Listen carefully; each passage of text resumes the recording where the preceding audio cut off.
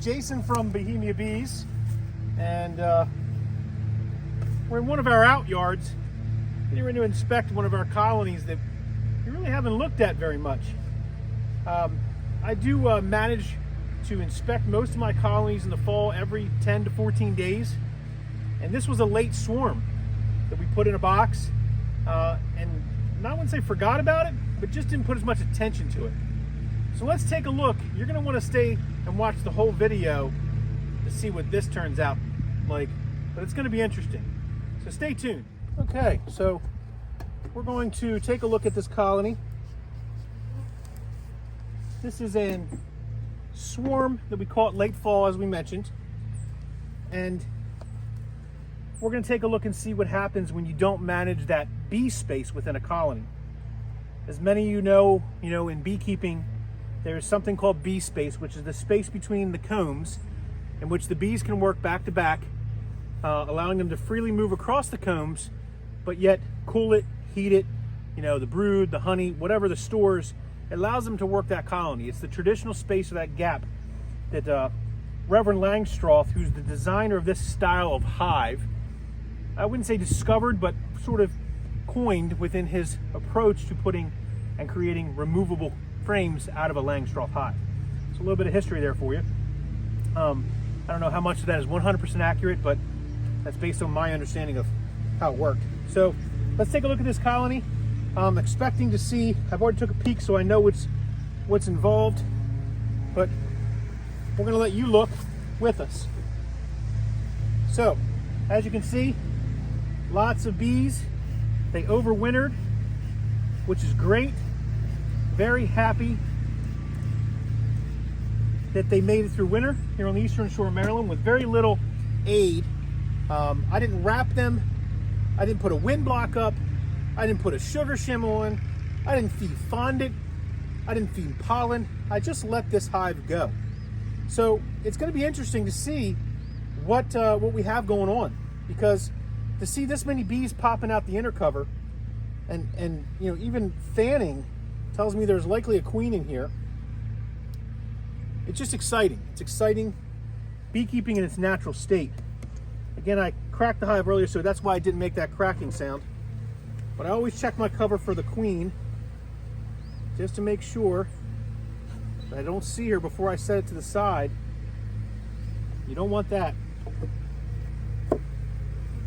Let's give these girls a little bit of smoke. Look at that. That's an overwintered colony. No help from us. And we're going to get it back in order. And the question you would ask is, well, Jason, why would we mess with this? Why would we want to disrupt what they naturally have been doing?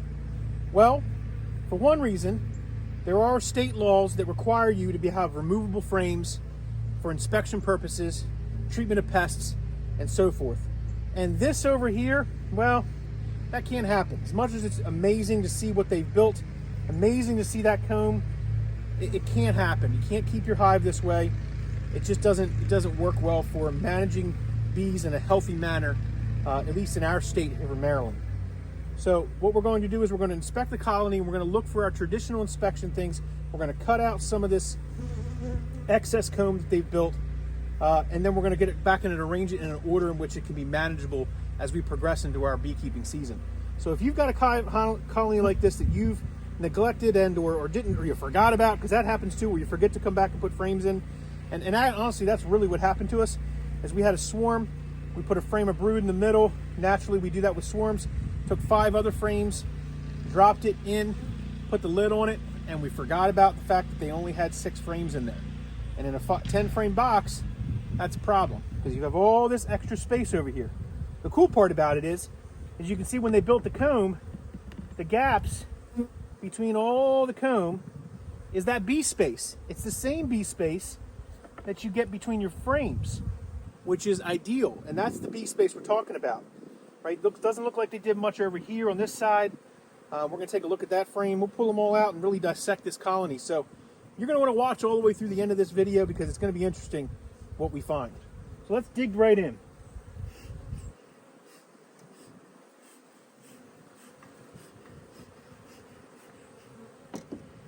Okay, so the first thing I'm going to do is I'm going to pull this outside frame out over here.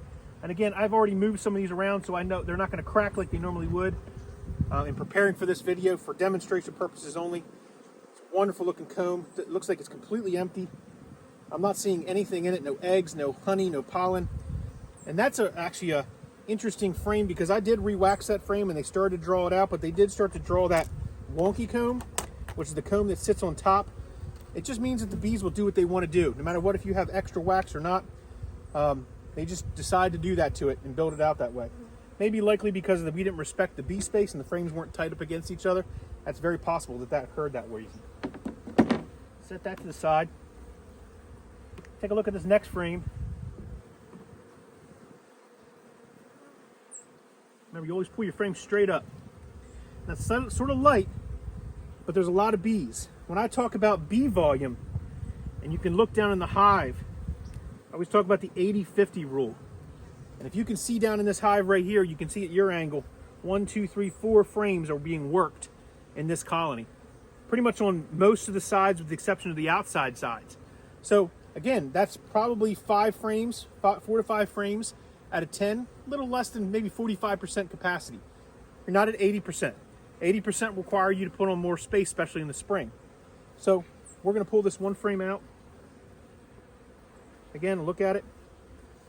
Get a good grip on the sides. And on this side, we see a lot of bees. We see good 50% bee coverage. That means the bees are covering the frames. And in here I see, looks like there's lots of nectar and eggs. Looks like they've started to expand the nest into this outside frame. This side looks like it's completely barren. So what I want to do with that is I want to take and I want to clean some of this extra comb out so I can actually slide this back in the right manner. And the way I do that is just literally set that to the side and take my comb, or take my hive tool and slide down the extra side.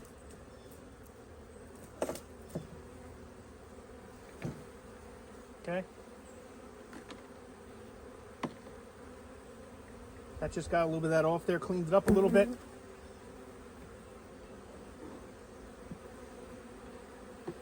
Now they build burr comb. Burr comb is the extra comb you see that I'm scraping off the top. That just cleans the frame up. They'll put it back. But you want to create a clean environment for them to work on, so you kind of control a little bit of what they're trying to build out. I'll likely move this towards the outside because I wanted to start to put stores in that. And it's a good frame for that purpose.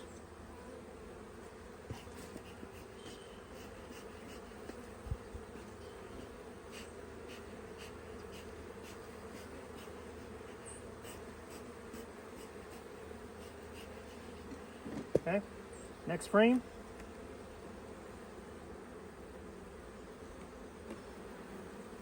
All right, so it looks like what they've done here is they've got brood, good amount of brood. And there's my queen right there. You guys want to see? We got a queen right colony right there. If you can see that clearly on the film or not. We've got a good thing of brood that they're keeping warm. It's capped brood. And looks like there's eggs up in here or recently hatched out bees. So that's a good solid frame. I don't want to necessarily tear up this too much down here. I might peel some of it off. But I'm not going to do crazy because my queen's on this frame and I don't want her to fall off and knock to the ground. We're going to put this one back in right next to the other one.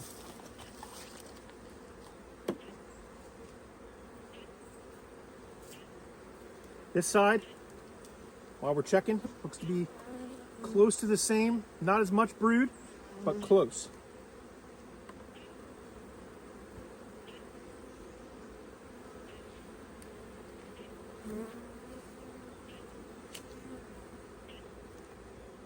They're just going to build that back if they want it. I can't stop that. Now when I put it back, I'm going to actually move that closer to the middle and put a different frame in there. Let me go grab a quick frame to slide in there.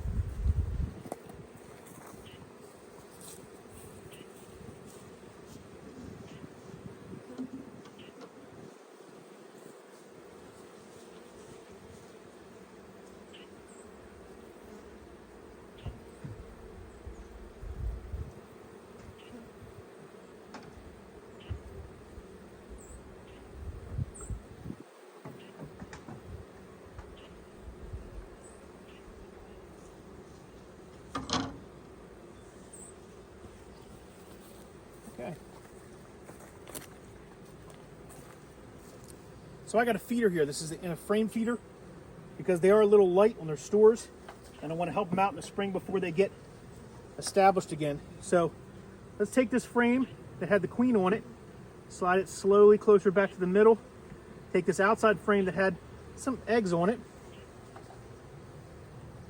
We're going to slide our feeder in here.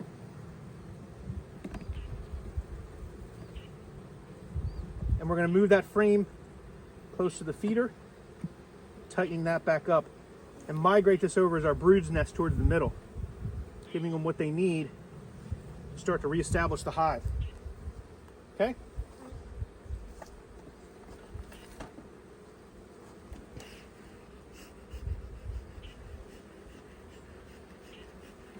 I'm just spraying to get some of the bees off the frame. Hopefully they might migrate over to these other two frames. Okay, here's the next one. This one looks a little rough, so I'll try to get some of that burr comb off before I go tearing it apart.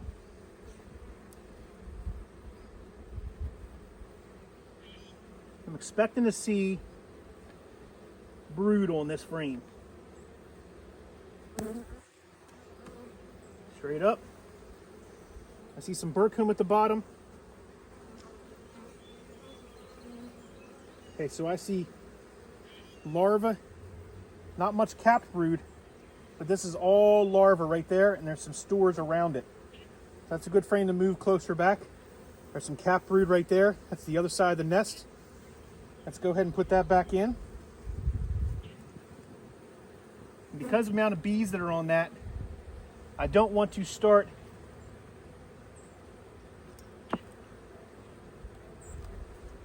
scraping that bottom off.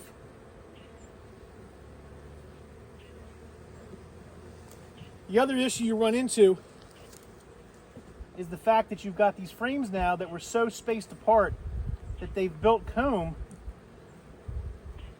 that you can't put them close to each other, which is not ideal if you're trying to restructure the hive.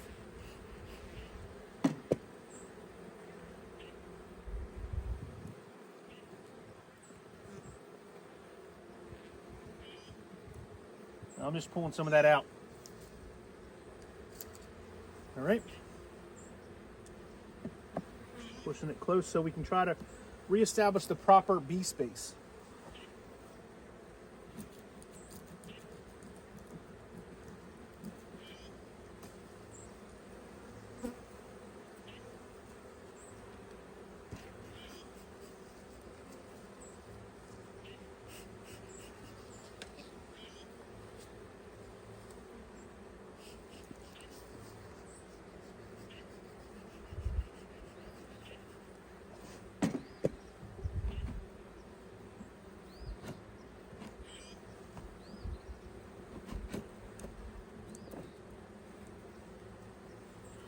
All right.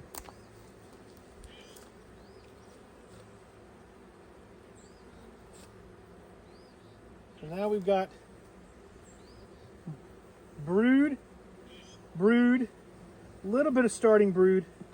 I wonder if there's brood on this.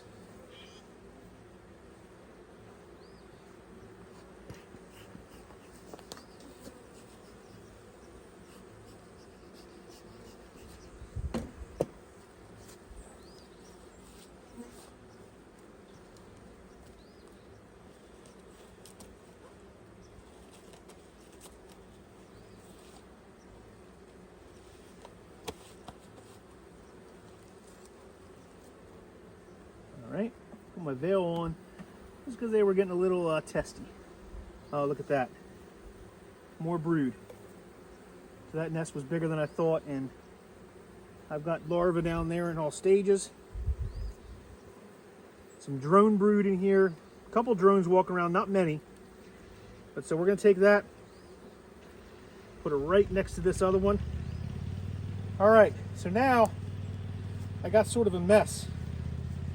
The way you get this out is to take your hive tool and try to break it away from the wall first.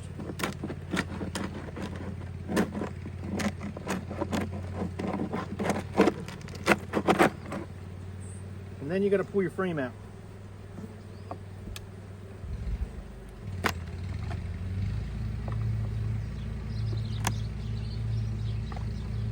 There you go. That's cool. Look at that. Very cool. Don't like this frame. Lots of drone brood on it. There's some pollen in it, so it's definitely a good resource. And you take your bees and get them out, take them off, put that to the side.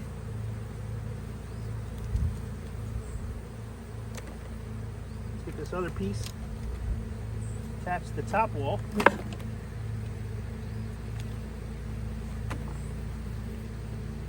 All right, so we've got 4 solid frames in this hive. Lots of good solid structure built. I'm going to take and put a undrawn frame next to that. I'm going to take my brood nest and I'm going to move it over to the middle.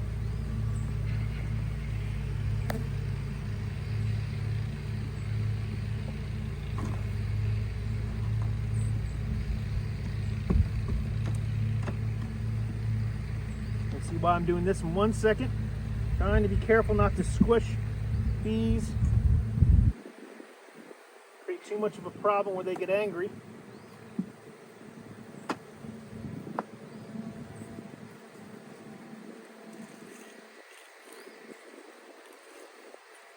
Nothing on this side, if you remember, except bees walking.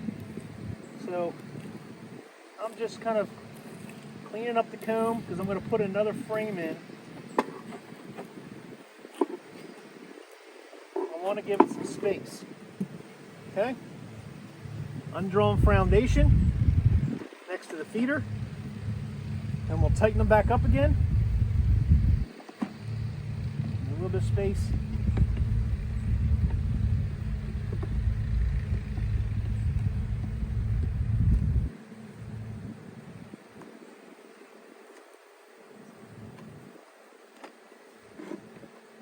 All right, you grab 2 more frames and we're good to go.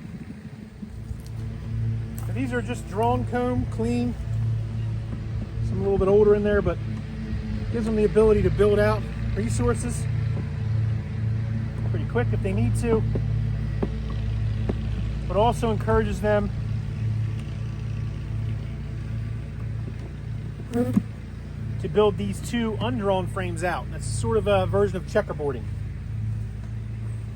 We do that to help take the resources from these frames to work on these frames and build out that colony. Now, we've got enough frames in here to respect the bee space. We want to tighten them up. We've got a feeder with feed in it, our queens in here. We've got about 3 frames of brood, maybe 3.5. Larvae in all stages, good volume of bees, and now the hive is set up such so that it can begin to flourish and not build wild comb as it has in the past. Get some of these girls back in here and we'll close it up and let them get back to business. All right. So, put our lid back on.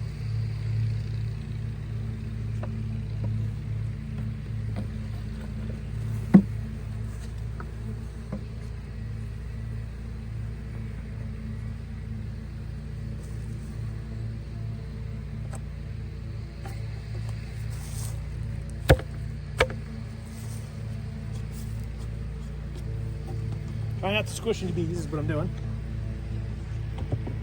Okay, we are all buttoned back up again.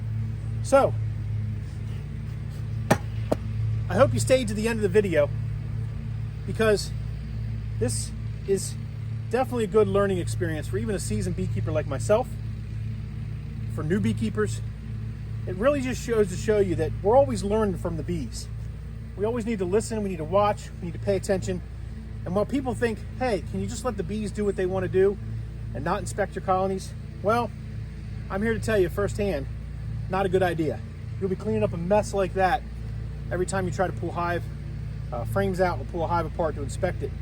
Now I can get in here comfortably and inspect my hive every 7 to 10 days here in the spring, every 10 to 14 or more in the fall, and really try to manage this hive properly. That's the point of why we're doing it.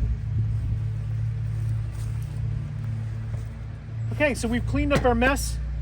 We've got the hive back together. The bees seem content. And we got another, hive here being managed on the eastern shore of Maryland. I can tell you that even as a seasoned beekeeper, we don't always do the right things. It's up to us to manage our hives, being in there, looking at them at the right times, not over managing our hives, letting the bees do what they do, and then responding to it. This hive was a great example of us not managing a particular hive for circumstance reasons, but we are definitely here to help share that information with you, because our mistakes could be your benefit when you're following along with us. As a lot of beekeepers are saying recently, that one of my peers within the space, Jason Crispin, you guys know JCBs, we were talking the other day about how so many beekeepers say, this is not how, I'm not trying to teach you, I'm not trying to give you, the answers. Well, I agree with the notion that we aren't going to try to give you the answers. The key is I'm going to give you my answers. I'm going to give you my, I wouldn't say advice, but my knowledge, my experience, and hopefully you'll subscribe and look at other channels out there like JC's Bees and like Cayman's channel, Cayman Reynolds, and even some of the smaller ones like the Bearded Bee Guy, and a few of the other ones that I didn't quite mention, but I know they're growing. I got another guy here in Maryland, Sawmill Charlie. I'll put a link in his description below. There are all these new beekeepers out there that are jumping into the YouTube space, and I think it's awesome. I think it's awesome that we are building a community that's sharing information. And as Mike Berry always says, it's not how to do bees, it's how I do bees. Well, this is how I do bees, and hopefully you find something informative and you can take it away and work with your bees in that manner. So I appreciate everyone watching, and as promised, you stay to the end of the video so you get a little bit of a bonus. And that bonus is that not only that you get to subscribe to the video and hear us talk about just following along and sharing with us, is that you get a promo code to our store, bohemiabees.com. Right here below in the screen, you're going to see a promo code pop up. It's only going to be there for a short time, so make sure you capture it down pretty quick. And go to our store, get a couple dollars off some of our equipment. We'll ship you a bottle of honey. We'll ship you some equipment, whatever works for you. We just really enjoy sharing this information on our YouTube channel. We're so appreciative of all the support, because here at Bohemia Apiary, beekeeping is definitely more than a hobby. It's an obsession. Thanks for watching.